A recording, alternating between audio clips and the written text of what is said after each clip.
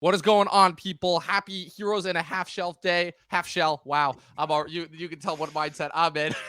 What's it called? The summer season is winding down, but we got a little unexpected surprise. Sean, I talk about this every single year. August. It's my birthday month. And every year, August is historically known for having some of the worst movies of the summer. It's where they just dump out all the movies that they couldn't release for the rest of the summer. But we always get one good one. We always get at least one good one. And it's definitely not going to be Blue Beetle, but I think we got one with the latest Ninja Turtles, not live action, cinematic effort, Teenage Mutant Ninja Turtles, Mutant Mayhem, produced by Seth Rogen. Sean of Math Teacher Movies is joining me today. Do you have anything to say before we jump right in? Well, just to talk about this August release, it is true. They kind of it's this weird dumping ground for summer when it's a great opportunity. Sure, this is when most people go on vacation. You're headed on vacation. I'm heading on vacation in a week. So pretty much everyone's on vacation in August, but there's always this opportunity, in January with Megan this year. There's a time where you can throw something in there that can really emerge. And I think this is what Teenage Mutant Ninja Turtles is going to be. I could not agree with that more. And we will discuss all of that and more on today's very unexpected episode of the Talking TV podcast. Stay tuned.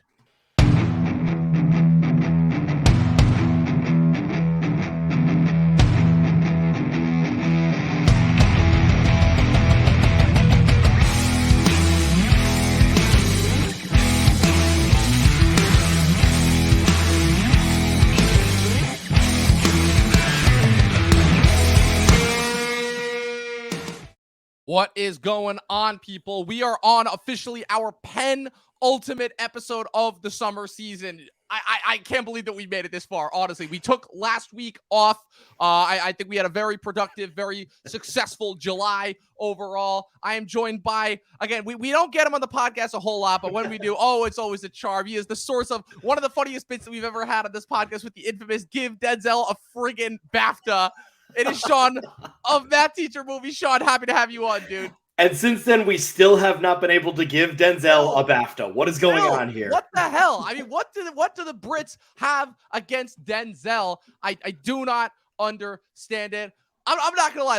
Today, it's been a little bit of a hectic day. I'm getting ready to go on vacation. You're getting ready to go on vacation. We were scrambling, okay, we got to see this movie. I get out of the movie. You text me, you're like, Dom, I don't know if I'm gonna be able to make the time. We got the AC repair people here, and I'm like, oh no, don't do this to me. Don't do me like this. But we're here. We made it. We're podcasting. That is all that matters. But unfortunately, we do have to start off what I think is going to be a very, very happy and joyous podcast with a little bit of sad news. Earlier this week, it was unfortunately reported that Angus Cloud, who is most famously known for portraying Fezco on Euphoria, passed away.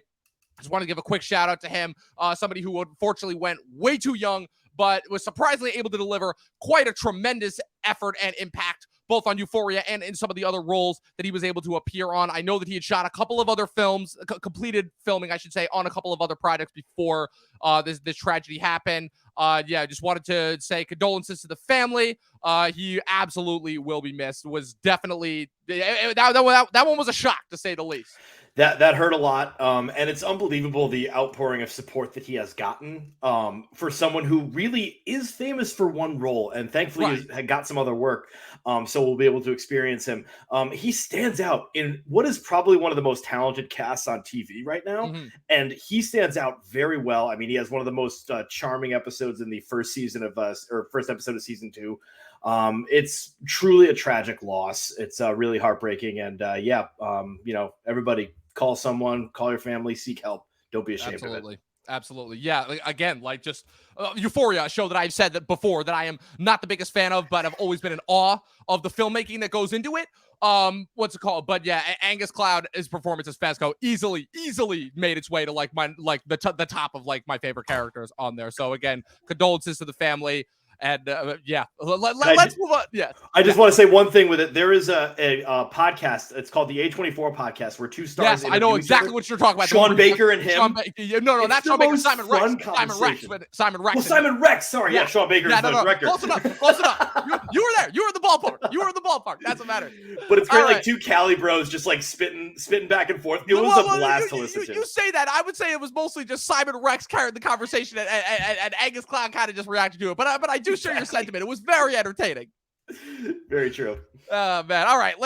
Let's talk about some Ninja Turtles. All right. So this was a surprise, to say the least. Mostly, like I said, kind of tying into what we were talking about before the intro credits rolled. August, historically, not a good month for summer movies. But like I said, we usually always get one. And for whatever reason, I don't know if it's just because it's my birthday month or because we get so few good movies in August that whenever we do get a good movie, it just stands out above the rest. Like I will always remember Guardians of the Galaxy back in 2014, my senior year of high school, followed 2015, going into my freshman year of college with Straight Outta Compton. Then it was kind of wonky for a couple years, but last year even, the famous Netflix phenomenon, Bullet Train, which actually did open in theaters, contrary to what most people would forget. That was the first weekend of August. That first weekend of August has always kind of been this weird sweet spot for like them able to get like that last movie that could get a lot of attention. And after, I would say, probably one of the most loaded summers for movies. Like they pulled out all the stops. They were like, okay, we had one summer where every movie went to streaming. We had another summer where we had a total of 5 movies that one movie just blew all the rest out of the water of. We got to pull out the stops. And I would say that for the most part, it's been a banger summer. I had a lot of fun with all the movies this summer, all the good, all the ridiculous, all the bad. And I got to say that I know we got Blue Beetle coming in 2 weeks, and that's pretty much going to be the wrap up of the summer, but I'd say this is a good way to go out on top as you could possibly get. That's before we even get into like the whole Ninja Turtles thing. If we only got Barbenheimer and the Mission Impossible like 1, 2, 3 punch, like that's already good enough and profitable enough to keep cinemas going. Like that's kind of, to quote what everyone's been saying, almost mocking it, saved cinema in a way. It's been a great just July. And so I'm looking forward. I always love the August because there's always that surprise hit. I mean, I remember a couple of years back, The Night House, which, made like $3 at the box office. Yes. But great movie. Yeah, I know exactly what you're talking about. I unfortunately missed that one, but I know which one you're talking about. Yeah. I believe actually shot in upstate New York, if memory serves. Not too far from where I went to college. So nice. Yeah. Just a little bit of insider baseball there. I love throwing it there, of course. And then, of course, you have the, let's call it not exactly stable history of the Teenage Mutant Ninja Turtles in live action. I think it's safe to say so, obviously based off the very, very popular comic book that was then adapted, or rather, actually, no, sorry, I take that back. Kind of more of a niche comic book that was then adapted into the very popular 80s animated series that was kind of part of, your whole lineup of pretty much when they were making TV series to go along with their toy sales. You call them avid stories, but we all know, along with your Transformers and your G.I. Joes. And then obviously you have the adaptation into the live action 90s trilogy, which I know the first one is for the most part critically beloved. The second one is kind of more of like a culty fan hit. And then the third one, I think pretty much nobody hates, nobody likes, I should say. I think that's one of those things where it's like, you can put time travel in pretty much every property, but once it hits Ninja Turtles, that's what gets a little too wonky. I'm like, really? All the other ridiculous shit that goes into these movies. You got fucking talking brain aliens and talking rhinos and fucking ninjas and like underground cults and societies and a fucking like ninja that wear with an Iron Man suit. But you draw the line of time travel. That's where we. That's when things get too weird. Yeah, that's when things get too weird. Okay, good to know. But anyway, so then it's weird. It kind of goes away for a while. You've got a lot of stuff on TV as a result of those 90s movies. You got a couple of new animated shows, but I feel like in the 2000s it kind of dies out. But this is where we get into my era, because I'm sure that you're a little bit older than me. You're probably a little bit more familiar with the 90s Ninja Turtles product. But I will say, so there was an animated Ninja Turtles movie called TMNT that came out in 2007. And from all my money, that up until this day was the greatest Ninja Turtles thing that I had ever seen. It was the only thing that kind of mixed the kind of epic nature with the familial bonding with the brothers, but kept it serious enough. Like, they didn't go all out jokes, all out goofy nonsense. Like, they actually kept it like pretty surprisingly epic. The movie got kind of dark. They took a lot more of a serious tone. And I'd say that even though that one is the one that's probably gotten the least amount of attention in hindsight, like it did open in theaters in 2007. I would say that one is probably held up for me the most in terms of the Ninja Turtles properties. And I've seen a fair majority of them. I tried a couple episodes of the 80s show. That just wasn't for me.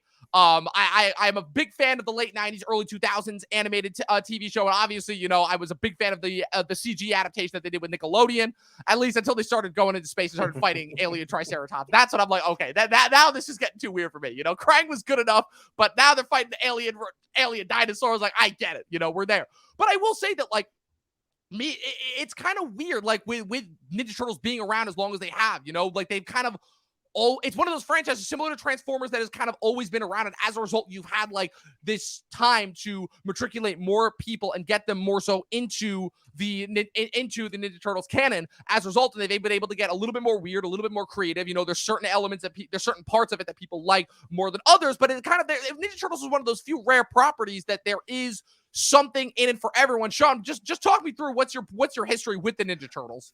You know, it's funny, not much. I am a bit older than you, and so pretty much for me, I guess I don't like I wasn't like someone that religiously followed them, but they were in my childhood zeitgeist, so I knew about them. I probably either played with or had a couple of toys. I've definitely seen clips of the show, but it's not something that's like totally remembered. I think it's something like the same as Power Rangers, where I can't remember anything from it, but I was a Power Ranger for Halloween, so I must have definitely responded to it. It's been in your life in some. Oh God, yes. And so like whenever there was an adaptation or some sort of movie, I would check it out. I mean, the Michael Bay ones are truly terrifying.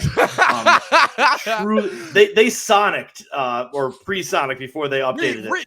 Pre-sonic. Yeah. They're like, what if we make them realistic? And I'm like, no, don't do that. Let's avoid that, guys. So I wasn't like terribly excited about this one until, of course, I saw the animation in the trailer. And that's one thing I like is I like when animation is not just animation for like, the sake of it, where it's just whitewashing a live action situation. It's like, I like when you can't make this live action, so the animation is something special. And that's what this is. Like, you can't, like, just like Across the Spiderverse, just like Pinocchio, like these are ones that like, hey, the animation is real for this. And so that's what this one is. And I was excited to see it.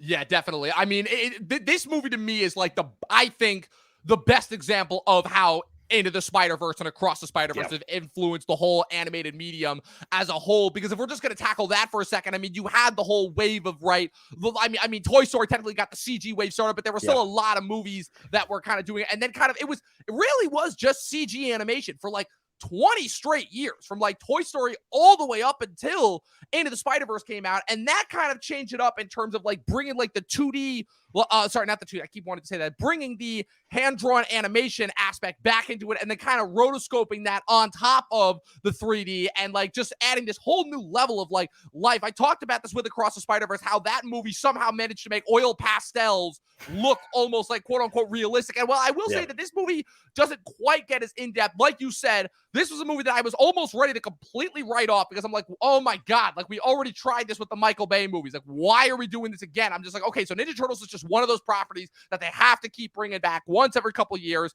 And like you said, all of that went out the window with the animation, because like I said, you've been seeing this wave, right? I feel like Puss in Boots, the most recent Puss in Boots was the most recent example. You can even see Disney start to mess around with that a little bit with their with Wish that's coming out in November. Exactly. But that trailer came out and I'm like, holy shit. Like, I don't think I've ever seen the Ninja Turtles look this good. And I am a huge fan of that TMNT one, but I think you're right, where that one, I do like that one for what it is, but that one is like, aside from like the designs of certain of the creatures, that movie could just as easily be done in live action, to me at least. You do some CG things, tone down obviously like the Michael Bay, and like that one could have just as easily been done in live action. But this one, like, you're right, like the animation, the framing, the detail, the design, like I think the reason why I've always been a fan of animation in general, and it's why it always frustrates me beyond belief with the amount of people who have written it off as just being kids fair, which I think finally we're starting to see a transition away from that mindset as more people like us like really start to get older in a positions of prominence. Like, we're an entire generation of people who grew up with some hardcore insanely good animation, and we're going to show that that it's not just for kids at all. And like I don't think you could have gotten something that more perfectly streamlined the banner between like something just for kids. And so like this to me is like for something for all ages. Like, obviously this is a family movie through and through. Yeah, it is a family movie, but like to me, I guess the reason why I'm making the comparisons that I do is because, like, traditionally, right, it was always a thing. What was the thing that always said, oh, animated movies are for kids, but the animators are always sneaking in some jokes for adults. And then as we get older, specifically with Pixar, we go back and we realize, oh no, they made these animated movies like from an adult perspective. It's just we were too young to understand, and now we do. And that was always kind of the genius of Pixar that they are unfortunately kind of moving away from. But the reason why I give Into the Spider-Verse and movies like this so much credit is because Into the Spider-Verse is kind of continuing that trend. They just upped the game on the animation in terms of like they just are going so hard, because I mean from the opening frame, like they are going so much harder with this animation than you would expect. And like the transition of power, right? It was Disney for the longest time. DreamWorks held the title for a little bit, then it went back to Disney. Now, Sony was kind of picking it up a little bit, but now you got Paramount jumping in the game as well. And I definitely Seth Rogen definitely had a big part to play in this, with his Point Grey Productions. And he's basically kind of the guy that's spearheading. Like, he didn't direct this one, but he had a large part in the producing and the creative vision of it, very similar to what he did on The Boys. And I got to say, for my money, holy crap, this is already one of my favorite movies of the year. Like, I mean, I think awesome. Back to the Seth Rogen stuff with Seth Rogen and Evan Goldberg. When you see them produce, they really don't miss, and they produce a lot. And what's really important about them is, they don't think of the dialogue with these turtles, with these main characters. Like, everyone's saying the very popular and correct take that, like, finally they got teenagers in there, but they got all 4 teenagers in the sound booth at once, and kind of necessarily sort of improvising, getting the feel. Like, let's face it, Seth Rogen is our voice, but he is not the youth voice anymore. He's too freaking old. Yeah, and so it's great that he lets other people cook. And I think that's what's important here. And, some people are saying, like, the jokes are a little bit too not infantile, but a little bit too young skewed. And they are, but enough so that there's an authenticity to the teenagers of today. And I think that's what I love about this the most, is that, there's stuff that I didn't get. Like, just like in, when I see something like The Blackening, I'm like, wow, I didn't understand every joke. I shouldn't. All right. For those listening, I really definitely shouldn't understand everything in The Blackening. And the same here. I shouldn't understand every youthful reference. As much as I'm a high school teacher and I try to stay plugged in, it doesn't always work out for me. And so I love that that's what we had here, is this amazing, authentic, and it's weird to say authentic for Teenage Mutant Ninja Turtles, but it works here. And it's so much fun to watch them. I was smiling from start to finish on this one.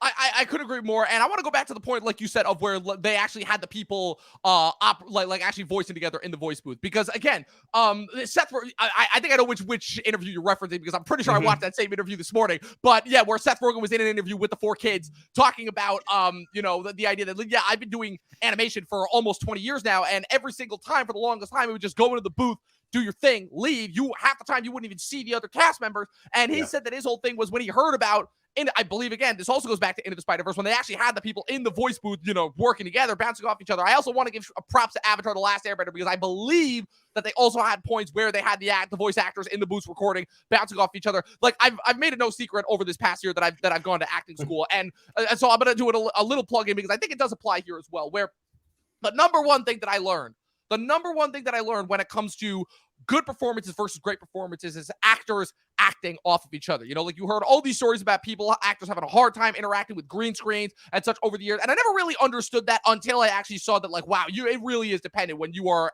able to bounce off of, listen to your scene partner. And I mean, I think the reason why I'm I can't really pick a single standout performance when it comes to the Turtles is the fact that, like, they just felt so in line with each other. Like, you could really tell that, like, they had those 4 kids in the booth vibing, bouncing off each other, cracking jokes. It's crazy, because and I will say that, strangely enough, the voiceover that they have for the Turtles are always the strongest part, which I know that sounds kind of antithetical, because why wouldn't it be? But, like, given the amount of times where it's like, again, you if you take another popular Paramount property, Transformers, where it's like half the time you're like, yeah, none of these people even sound like they're fucking like interacting with another human being, let alone like they're just editing them. Pete Davidson 100% never left his house. Pete Davidson never interacted with a single other. I don't even know if Pete Davidson ever even actually met the director of that movie. I wouldn't surprise me at all. But oh my god, like I said, all the voiceover actors who are all legendary voiceover actors that they have for the TMNT movie, even I would say,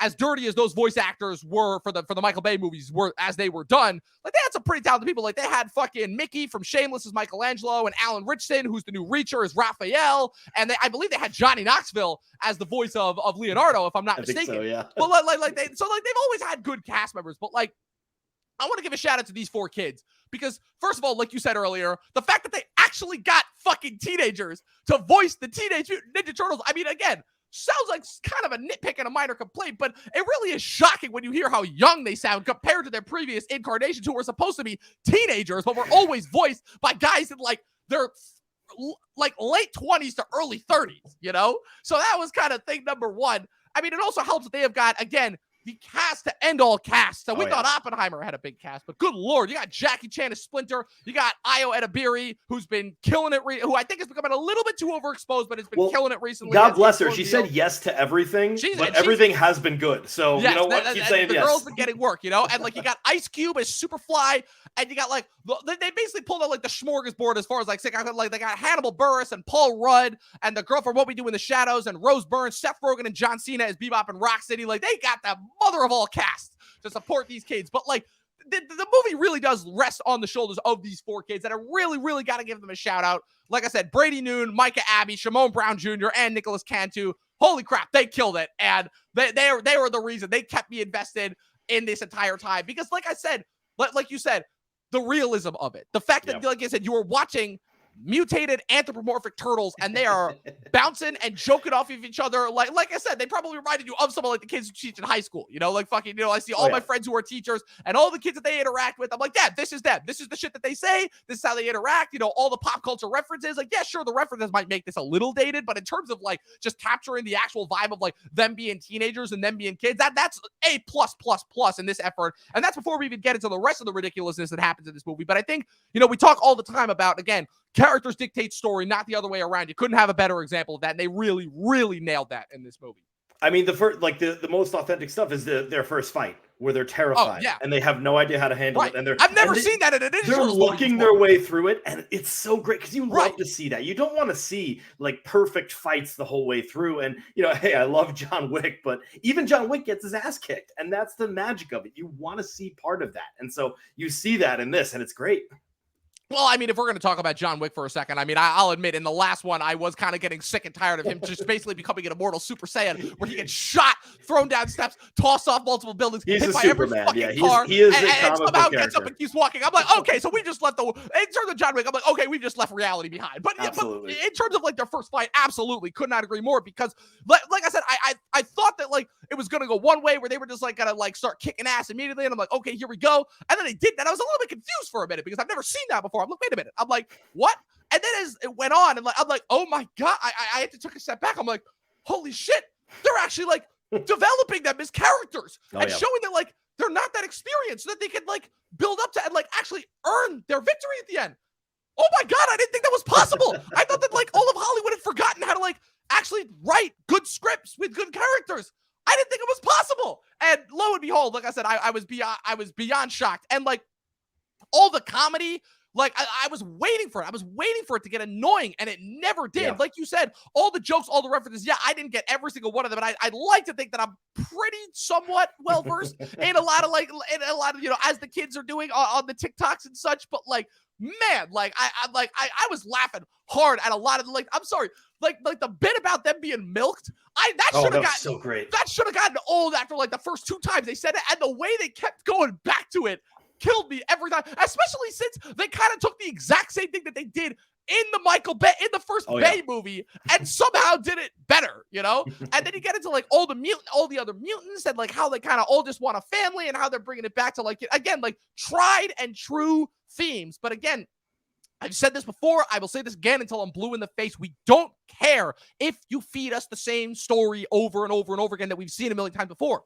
We don't care. We don't. Yeah. We just want to see it done well and done cool and done in a new, interesting way with a different perspective on it. And that's exactly what these guys did with this. And we see that in the heart of this, where the superheroes are treated like outsiders, and your heart breaks for them. Right. Your heart breaks for the villains in this almost. Yeah. And like you understand their plight. And so you kind of like go both ways with them. And you like even like all the way down to Splinter, who they have the flashbacks of how he was treated.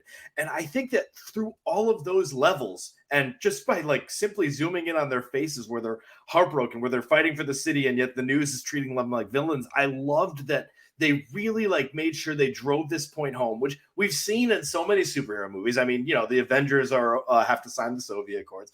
Superman is treated like a devil. And I think that this was like it's that same stuff, but you get the emotion on these like monster animated characters' faces, which is kind of bonkers. Right. Not to mention the fact that this is the first ever Ninja Turtles property that I've seen where they actually like, well, correct me if I'm wrong, but this, forget that. This might actually be the first like superhero property going off the line of what you said, where the heroes who are getting kind of ostracized by society actually get to win. And even though obviously it gets kind of ludicrous at the end in terms of like how they're bouncing around and like how quickly people accept them, I'll admit if I had one slight nitpick, it's like, okay, like hey, that part does kind of go a little fast. And I'm like, okay, I get it. We're at like the hour 10, hour 15 mark. We got to wrap this up. And so, like, in terms of them passing off, like, the anti-mutagen at the end, like, I'm like, okay, I get that. That's like they're making all the Godzilla jokes about the giant kaiju mutant that Superfly becomes. And that's Spider-Man 2 when they say, if you want to get to him, you got to get through me, and they all help Spider-Man. A little bit of that. It's just New York, baby. We're always going to just fight for our superheroes. Right. And they were definitely aping Raimi a bit there. But so that was the only part I was like, oh, okay. But again, to bounce off that point, the Civil War, Cap's guys have to go on the run, and it's not until Thanos comes that they get any sort of forgiveness. Superman literally dies at the end of Batman vs Superman, so he kind of doesn't get redeemed at all. This is the first one of these instances where the heroes are ostracized by society and they get to win. And I think this is the first time you ever see the Ninja Turtles like interacting with other humans that are not April O'Neil or Casey Jones or whatever Will Arnett's character's name was in fucking in Michael Bay's Ninja Turtles movies. I love how we keep referencing that, But like, this is the first instance where we actually get to see them like interact and win at the end, and like that was kind of cool, Like it was nice, like just getting to see them be kids, because that's the thing is like they are teenagers, they are kids, and like I think it was the fact that that the original comic was always based off of what was originally intended to be like a parody of Daredevil, and then it just grew and became this whole new thing at the end that like we've never actually gotten the chance to see the Ninja Turtles like have normal lives. They do technically qualify as superheroes, but we only ever see them as the vigilantes. We never really get to see them have downtime, and when they do, it's just chilling out in the sewers with Splinter, eating pizza, or chilling with April and Casey. But like the fact that like we actually get to see that, I don't know, that's kind of cool. And I definitely think that's going to factor in a lot if they actually go forward with the sequel that the post-credit scene was clearly hinting at. Which by the way, did you stick around for the post-credit scene? I actually didn't, and it was even a mid-credit scene, and for some reason I just didn't think there'd be one. I don't know why, but what, I don't know. Well, that's the thing is that like what the problem is like people are so back and forth because they've been trained by Marvel to think that everything is going to have a post-credit scene, and then when it doesn't, so I think that we were kind of like just getting back to the other side of it. Like, okay, we're not sticking around for every fucking movie to see if there's going to be a post-credit scene or a mid-credit scene at this point. But in this case, there were basically all that it was. It's like the Maya Rudolph voice scientist is like, oh yeah, we have to contact the Shredder. And it's basically just like ends where it pulls back and you see Shredder's outlook. And I'm like, okay, I think that's cool. Also, the fact that, like I said, we got a Ninja Turtles movie that didn't have to depend on the Shredder in some capacity. Another instance that the only other Ninja Turtles movie that I've seen that did that was the animated 07 TMNT one, which also, again, I'm like, yes, you can move away from Shredder. You can do other things, So now with that being said, what did you think of the whole what did you think of like all the other mutants? Like, did you have a favorite one out of them? Because there were a lot, and they were like there were so many different people and so many different voiceover. And like also like I still think it's hilarious that they got Rose Byrne in this movie, and they finally actually having her do her Australian accent, which nobody will recognize because she's done an American accent. I'm pretty sure for like every single thing that we've seen her in since since X-Men, when I feel like she was first like introduced to mainstream American audiences. I mean, some of these people were brought on for like to say one line or to say like complete gibberish. Like this is like Vin Diesel, I am Groot territory in some of them. I mean, I love that Seth Rogen, who refused to do a voice for Donkey Kong, like he just like decided to just be himself for Donkey Kong, is actually doing an accent in this. And so, somewhat. I mean, it's just a like it's a exaggerated New York accent, but it's pretty much there. It's tough. I think I loved the Paul Rudd. I just loved. I think Ice Cube was pretty great in this, and just his construction was really good. Yeah. In general, it was just like that whole crew together. In addition, had like that great chemistry, and when they're bowling and stuff, you start to love them as well, and until they reveal their evil plan, and it's kind of like you start to like understand that these are all outsiders, and so they do sort of connect in certain ways. But yeah, it was sort of ridiculous when I looked through that IMDb and I was like, you gotta actually be kidding me. Yeah, right. Why are they bringing these the IMDb when I saw the trailer? I'm like, how many fucking people do they have in this movie? Like, god damn. Oh, I'm like, Jesus Christ. Although I did think it was funny how they have Post Malone in there voicing Ray whatever thing, and he just wants to. I'm like, okay, that's good. All he does is sing, and that's all perfect. All he does is wants to sing. I'm like, that's because Post Malone has talked openly about the fact that he can't sing and that he only uses auto tune. So I'm like that, and I'm like, that's good. That is funny. No, this movie had some good jokes besides the milking stuff. Oh man, the puke bit with April O'Neil, I thought, I'm like, okay, that's whatever. But again, it just goes back to the chemistry aspect, like the fact that they're just jostling her about that. And what's it called? Like it felt like I was like I said, oh man, I don't know how many times. Well, the needle drops were exceptional. Like if I think about Unwritten for the puking scene was what made that funny. Because otherwise, puke is somewhat funny, but this one, just the Unwritten moment was great for that. And then the 4 Non-Blondes remix when they're in the car chase, actually had me cackling. I would say one of the best jokes was one that flew over everyone's head because it was in a side conversation. It's at the beginning, and there's an emotional moment where they wish they were watching a movie with all the humans. Right. And you see them walking in the subway, and one of the humans in the background says, "I love that we can go anywhere." And it's just really I did just start laughing, and no one else heard it. I think. Yeah, I don't think anybody heard that in my theater. It was such a background noise, and I thought it was so freaking funny, and nobody else got it. But on a second watch, you got to look out for that in the beginning. It's perfect because it's at this key emotional moment, but it just takes you right out of it perfectly. Yeah, I think if there was one joke that they could have done without, and I'm not saying that it was bad, but was the end game bit, because I'm like, okay, I don't know how, but that one felt specifically very, very targeted at Gen Z. But that was, I'm like, okay, we get it. And there were plenty of times I was just smacking myself in the face ultimately, but like I said, of all the mutants, like I said, the Paul Rudd one I think was definitely the biggest fan favorite. But yeah, oh man, I'm just losing my train of thought right now. No, but yeah, I really enjoyed this one. I'm happy that we got a big August one to talk about, kind of one last really good one to watch for the summer. Because the fact that the actor strike coincided right with the beginning of the Barbenheimer thing. I'm like, oh, well, this is it. That's it for summer movie season. You don't have any more stars. It's going to be COVID 2.0. Now, I'm not saying now I will say that as of today, it is official that the AMPTP is coming back to the table. Yeah. Thank God, in order to renegotiate, which means we might still have a fall movie season. But I'd say that overall, in order to kind of cap off the summer, I'm really glad that we got this one. Like I said, we're going to be doing Blue Beetle in 2 weeks. But I'm glad that we got this one. This one was an absolute blast for me. Yeah, there's some interesting August ones, and it sucks. I'm going on Cape Cod, so I won't be able to see them. But I mean, I don't know what to think because the trailers do make this seem generic. But the last voyage of the Demeter, I'm such a big Nosferatu guy, so I'm really into what they're gonna do with that one. And I will say, in order to piggyback off of that, I will say that one of my I did watch 2 movies in August of last year. One of which was semi-good, one of which was absolute trash. But because they were in August and they both they knew what they were. They weren't trying to be these big big spectacles. They just knew what they were and they were released. I enjoyed them both. And that's either the Beast with Idris Elba and The Invitation with the girl from Game of Thrones. Yeah. And both those movies, I gotta say, I had a blast watching both of them. I won't lie, I kind of low-key adored Beast. That was my biggest surprise of the year for me. That is directed by a guy who I am still not convinced is a real person. His name is Balthazar Kormacur. Swear to God, that is his real name. Look it up. And he has directed some of my low-key most underrated favorite movies of the last couple of years. I believe it started with Two Guns with Denzel and Mark Wahlberg, which is one of the most underrated buddy movies I've ever seen, and Everest, which is a little movie that I saw in 2015 that, again, underrated, not seen by a lot of people, but for what it was, really fucking good.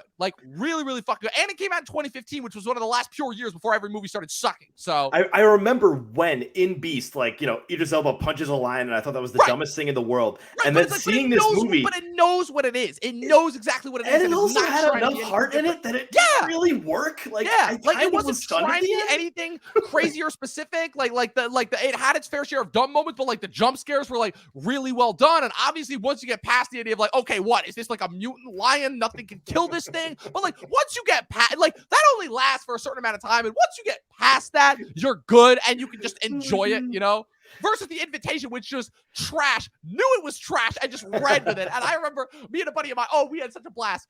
It was me and my friend Dalen. We were sitting in that theater. It was us and two other people who I'm pretty sure were on a date, and the rest of the theater was empty. And we definitely ruined those guys' dates because it was like a YouTube commentary track on that whole movie. Like we were pissing ourselves with laughter. And when the vampire reveal happened, oh, we lost it. We absolutely lost it. Like we were quoting each other back and forth. I think Dalen at one point was like to me, oh, the rumors of my species have been greatly exaggerated. I'm like, stop it. They did not just say that. I'm like, the fucking place is called Carfax Abbey. Are you kidding me? This was one of those moments where like that one came on Netflix very fast, and I said, "No, I think I'm good. I think I'm good. I just don't think I can do this one." Sean, I'm telling you, I don't know what your stance on movies that are so bad that they're good, but this one kind of comes close. It kind of comes. It was so bad. This is how bad this movie was. All right, this movie was so bad that they ended on a bat pun. But not a bat, but with an actual fucking baseball bat. That's how terrible this movie was. It was so, but it knew it was awful. It knew it was awful, and it ran with it so hard. Just to go on the track of Idris Elba for a moment, because I just finished this show today. Hijack on Apple TV. How was that? Because Holy shit, it's a blast. It is an absolute blast. And I think it was made for, I want to look up the budget because I bet like the most of it is his salary because like it's just the inside of the plane the whole time. And it is like for what they're doing with that budget, it was so much fun. Maybe it's a little stupid, but kind of like it works for that. Like, you know, it works for, it's doing action movie stupidity in the best way. I love that show. So Sean, so in order to bring back another pun, you're going to want to kill me for this. Would you say that it is nonstop, the show? I have not seen Nonstop. I knew that you would appreciate that, regardless of whether or not like you actually not like. Seen it, but I do know exactly what you mean. And I got to be honest, it probably has that same level. Yeah. No, this is making me want to go down a rabbit hole because I'm like, it can't just be Guardians of the Galaxy and Straight Outta Compton that I actually saw and enjoy, you know, and then Bullet Train last year, obviously. Oh, wait a minute. Who am I kidding? Another big one. Even though this was kind of a flop. And went because of the straight to streaming thing, but 2021, The Suicide Squad, James Gunn's The Suicide Squad. My number that was the first. Yeah. That was the first weekend of August. That was that first weekend of August slide. Yep, that was my number one movie of 2021. That movie. Yeah, there's always like a couple in August, and it's become a bit of a dumping ground because it's like this weird middle between Oscar season and then also it's just a strange month. It's even more strange than like the January, February, March because even those now. Those have found this identity that's like even better, I think. And so it's interesting to see where each of those go. Yeah, so I'm looking over some of the most famous August releases. Oh God, Suicide Squad in 2016. I knew that there was. I knew there was going to be a flop in there somewhere. I knew, and I will say that now that I do say, even though I did not. Not all these movies came out in August. I do remember that both Sausage Party and Kubo and the Two Strings, I believe, was an August release in 2016. So that's one. I got Signs, Rush Hour 2. These are pre-2014. I'm looking for 2014. Guardians of the Galaxy, the first one. Ooh, The Fugitive is an August movie. Did not know that. I don't know if August was always this bad though. That's what's interesting about it. I think it was. It's just in recent memory with the most recent with the most recent one. Okay, so we got Suicide Squad. We got those August of 2017. I'm trying to think what was there was a couple things. I remember a couple of. Oh, wait, I remember a couple that was some indie movies. We got August 2017. I remember now. That was indie movie month. That was Ingrid Goes West. That was Brigsby Bear, and that was Good Time. All those, yeah. So August 2017, indie month. We were and Wind River. One of the best movies of that year. I had to look it up to make sure I was right about this. Signs was August 2nd. Yep. Signs. That's a big one. That's a huge one. That is a big one. I'm not a huge fan of Signs, but definitely that's a big one worth noting. And then August of 2018, the only one that I remember from that month is the Crazy Rich Asians phenomenon. And then was that in August? That was an August release. I'm pretty sure. Let me double check. I'm pretty sure it was though. Yep, August 15th, 2018. Yep, that was my 21st. Yep, that was my 21st birthday weekend. August 15th, 2018. So Crazy Rich Asians. That was a big one. That movie made a lot of money. Like a lot of money. And then here's another one that you reminded me of this with Wind River from Taylor Sheridan as well, Hell or High Water. That was August. Oh, shit. Okay. You know what? You're right. The reason why I didn't watch it when it came out, I remember. No one did. No, but I remember because that was beginning of sophomore year of college. But that movie gained quite a bit of momentum. And like everybody was talking about it. I'm like, okay, I didn't watch it. I was just so happy that got into and it was. Picture. Oh, yeah. I guess that's where like you get the quiet momentum movies in August. Right. And I think that's what you get. And, you know, this is not what this movie is because I went to a fan screening and it was packed to the brim with kids. This is going to be like a maybe not totally Mario level, but pretty close. close. Yeah, but this is gonna come close. And I will say that, like, again, it's always weird when you talk about like great years for animated movies, but like this year's kind of getting up there. Really It really is. Like I thought that last year was kind of a bit disappointing, specifically because like I feel like the big Disney and Pixar movies of last year, Turning Red and Strange World, I can't say that I was a big fan but of that's either what's of those great movies. about it. Those are the ones like they sort of like when Disney and Pixar kind of goes that way, it invites this crazy creativity, which we're getting this year as well. Absolutely. And even I would say like Elemental was a movie that a lot of people did not like. I really, really enjoyed that movie. Yeah, I don't understand. I don't know why people don't. I have no clue why. Yeah. And hey, the money speaks because it made back its money. But yeah, even starting with Super Mario Brothers and then Across the Spider-Verse and kind of all that momentum. And I feel like this is going to carry us all the way through to the end of the year with Wish, which does look good. Kind of getting back to a little bit of like that old school Disney magic. And I believe that the Adam Sandler animated movie Leo is also coming out on Netflix. You also had that Nimona movie that came out last month on Netflix. This has been a kick-ass year for animation so far. Then, I mean, we're all talking about it. Get ready for it. Miyazaki, baby. Miyazaki's back, motherfucker. There you fucking go. Now we're talking. Hey, thank you for reminding me. Boy in the Heron, Miyazaki's 11th. You're going to have to get reminded because they're not releasing a fucking trailer. I don't want to see a goddamn frame. Awesome. I do not want to see a goddamn frame of that movie before it comes out. Oh, man. Thank you very much. So wait, real quick, since you're the awards guy, we got to talk about it. We got to talk about it for a little bit. All right, run back the odds. What are we looking at in terms of animation for our spot? So we pretty much guarantee Across the Spider-Verse has its spot locked in. I would say that between the two Disney movies, it's too soon to say because Wish hasn't come out yet, but I'm going to go with Wish over Elemental. But Elemental doesn't have enough smoke right now. Yeah. That's what I'm thinking. Super Mario Brothers, maybe? Question mark. I mean, that's a little bit of a maybe. I think when you make $1 billion, right? That's what I mean. The money talks. The money talks because we're in the Top Gun Maverick era, and so if you save cinema, you're going to be in there. I mean, they ignored the Minions movies completely, but like again, I think this is the most successful movie in the history of Illumination. I believe it's the first movie to hit $1 billion for this year. That's no small feat. It came out in April, and still I think pretty much has a lot of momentum. I'd say Super Mario Brothers is a pretty safe bet. I really do. It's a strange one just because the critics didn't dig it. That's the one thing that may hold it back. Just because if it was a critical darling as well, it would be in instantly. Right. I'm trying to think of the other ones.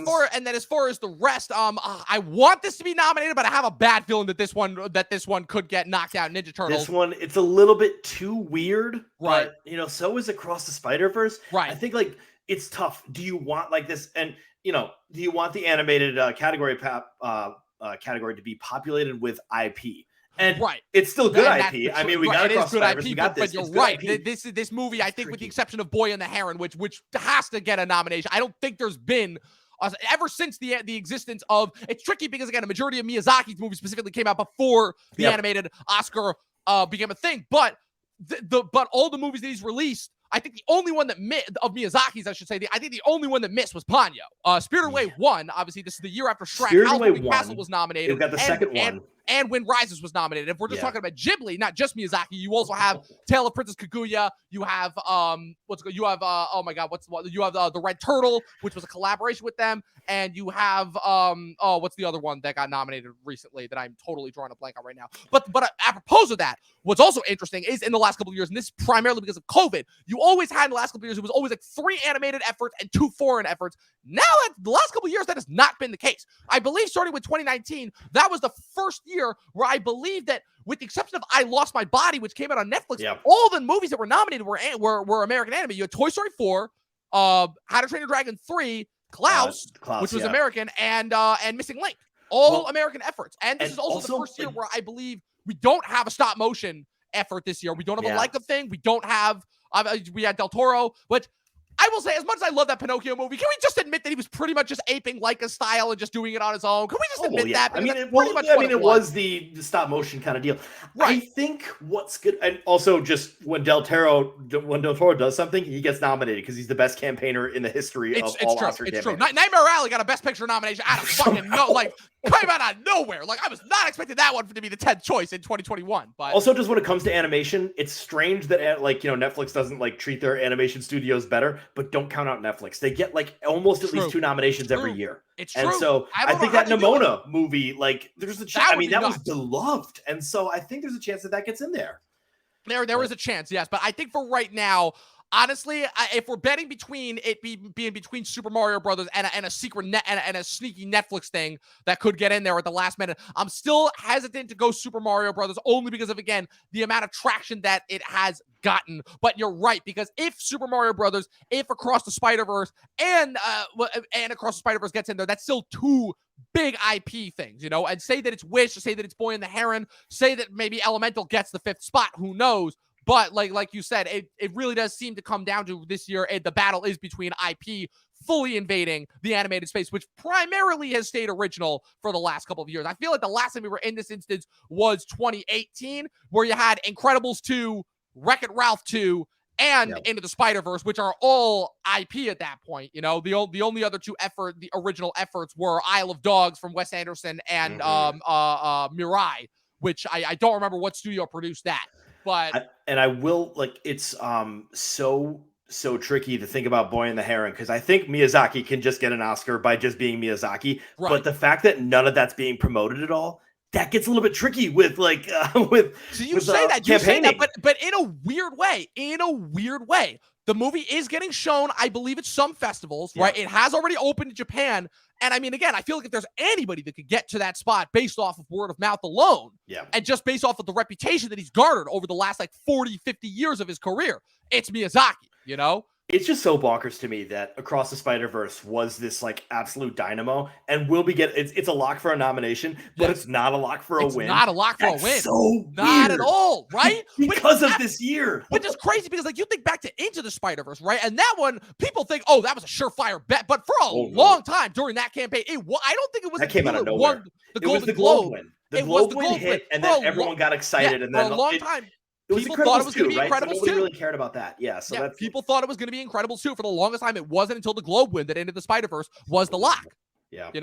So yeah, absolutely. So with that being said, I mean, I think that's pretty much all that we can conjecture as far as the awards turn goes. Sean, it's been an absolute blast. Rate this movie before we get out of here and both go on our last vacation before summer ends and we're forced to return to real life. Ugh. It's funny. Everyone reviewed this movie and they said, hey, it's really awesome, but I didn't see a but.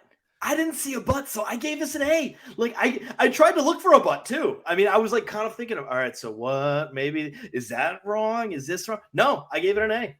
It's so funny because I will say that I am not somebody who is going to give a but for this movie. Yeah. However, with that being said, it's not a 5 stars. Only because it's so strange, because whenever I try to explain the way that I rate and review movies, everybody is just left confused. So I'm not going to try and do that here. But what I will say is, I know I told this to Dustin. I was talking about this to Dustin the other day. I'm like, to me, the thing that I always rate movies on first and foremost, more than anything else, objectively, is subjectively how it makes me feel and the experience that I had.